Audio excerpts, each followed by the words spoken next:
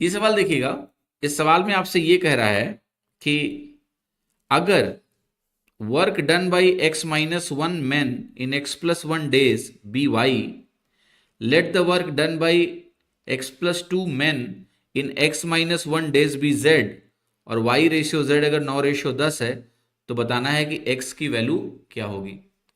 सो देखिएगा, आप सभी को पता होगा कि अगर मैं मैन को डेज की संख्या से गुणा कर दूं तो ये क्या मिल जाता है, ये वर्क को डिनोट करता है मैन डेज में। ठीक है, तो अगर मेरे पास x माइनस वन मैन है और ये x प्लस वन दिन काम करते हैं, तो एक तरह से ये टिपिकली वर्क को डिनोट करेगा पहले केस में।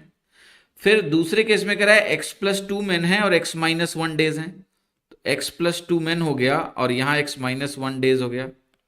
ये दूसरे केस के वर्क को डिनोट कर रहा है, और ये वर्क मुझे y और z दिए हैं, तो क्या ये रेशियो y बटा z के बराबर होगा? आप कहोगे बिल्कुल होगा। और यही वैल्यू मुझे 9 बटा 10 के बराबर क्वेश्चन में मेंशन की गई, तो 9 बटा 10 लिख लीजिए।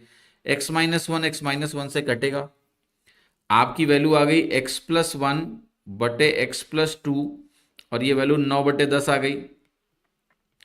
अब बिना कुछ क्रॉस मल्टीप्लीकेशन किए हुए अगर आप ध्यान से देखें तो x की वैल्यू आपको दिख रही है 8 के बराबर। x अगर 8 हो जाएगा तो ये 8 एक 9 बनेगा, 8 दो 10 बनेगा, तो x 8 के बराबर हो गया।